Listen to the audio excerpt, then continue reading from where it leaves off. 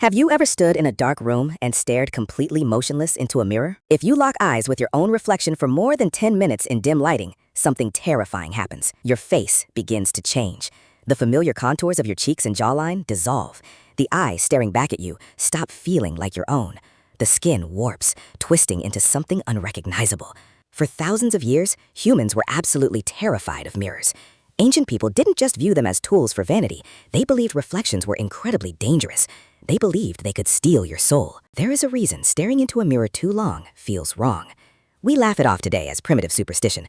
We assume our ancestors simply didn't understand how light refraction worked. We think we are smarter, safer, and entirely in control of the glass hanging on our walls. But scientists recently discovered something disturbing about human reflections.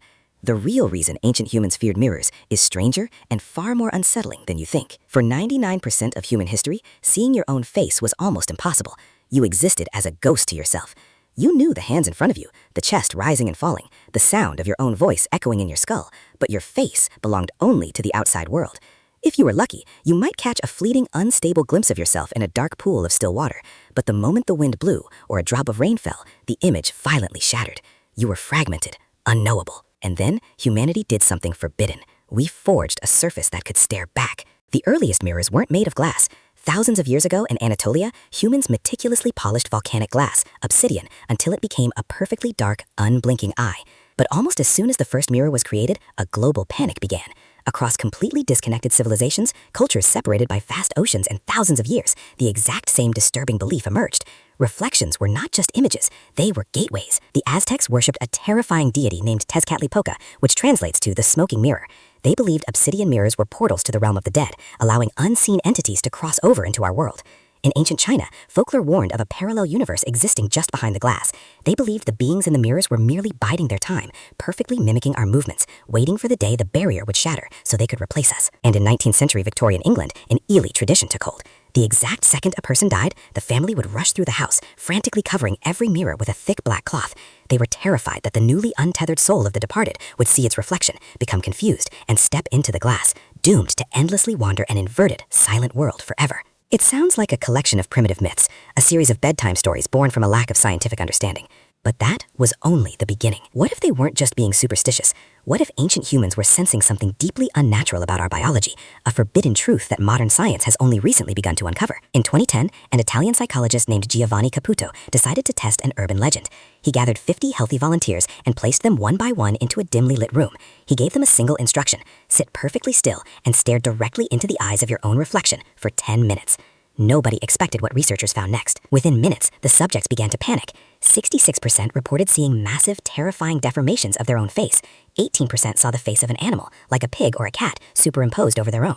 28% saw the face of a completely unknown stranger, watching them from behind the glass. 48% reported seeing the grotesque, distorted faces of deceased ancestors. But the most disturbing detail wasn't what they saw, it was what they felt. The participants reported an intense, overwhelming sensation of otherness. The entity in the glass no longer felt like a reflection. It felt alive. It felt like it had its own consciousness, its own intentions, and it was studying them. Scientists recently discovered something disturbing. They named this phenomenon the Troxler effect, combined with a neural misfire known as face blindness. When you stare at a fixed point for too long, your brain actively begins to erase the peripheral details to save energy. The familiar features of your cheeks, your nose, your lips, they literally melt away in your mind. To fill in the terrifying blank spaces, your brain violently panics. It pulls from its deepest, darkest subconscious archives. It hallucinates monsters to make sense of the void. But why does the brain do this? Why does it instantly turn our own reflection into a threat? The real explanation is far darker. It taps into an ancient, primal defense mechanism, the Uncanny Valley. Millions of years ago, our ancestors survived by instantly recognizing human faces. We are hardwired to detect microscopic, unpredictable movements, the twitch of an eye, the flush of blood under the skin, the rhythm of a living soul. When a face looks almost human, but lacks those chaotic signs of life, our primitive brain sounds a massive, silent alarm. Danger, disease, predator. A mirror creates a perfectly still, reversed copy of you. To the deepest, most primitive parts of your neurology, the thing in the mirror isn't you. It is an imposter, a flawless replica mimicking your movements, waiting silently on the other side of the glass. But the biology only explains the surface. What happened next changed everything. The true terror of the mirror isn't biological, it is existential. When you look into a mirror, you are forced to confront a deeply unnatural paradox. Inside your head, you feel like a limitless mind. You are a voice, a stream of memories, a floating consciousness situated somewhere behind your eyes. You feel infinite, but the mirror brutally betrays you. The mirror proves that you are merely a physical object, a fragile, decaying thing, trapped in the physical world, vulnerable to time, disease, and eventually, death. Psychologists call this the mirror stage of human development. When a baby first recognizes itself in a glass, it is celebrated as a milestone of intelligence, but it is actually a moment of profound trauma. It is the exact moment the child realizes they are separate from the rest of the universe. It is the birth of the ego and the birth of total isolation. If the thing in the mirror is you, then who is doing the watching? This psychological split, the sudden violent realization that you have an other self out there in the world, is the root of human madness. The moment early humans saw their reflections in those ancient pools of water, they didn't just discover what they looked like, they discovered their absolute loneliness. The mirror forces us to realize we are entirely trapped inside our bodies, staring out at a universe that is completely indifferent to our existence. But ancient humans may have been right all along. Maybe they understood that staring at the self is a dangerous game. When you obsess over your reflection, you feed the illusion of the ego. You become trapped in the physical form, forgetting the infinite consciousness beneath it. The soul doesn't literally get trapped in the glass. It gets trapped in vanity. It gets trapped in the obsession with the flesh. And today, things have become even stranger. We have surrounded ourselves with mirrors. We no longer just have glass on our walls. We carry black glass in our pockets. We stare at our digital reflections for hours every single day, curating, filtering, and obsessing over an image that isn't even real. We have willingly stepped into the mirror world. We think we have conquered the ancient superstitions. We think the glass is empty, sterile, and completely harmless. But the primal fear never actually left us. It just went dormant. Tonight, when the sun goes down, walk into your bathroom. Turn off all the lights except for a small, dim hallway lamp.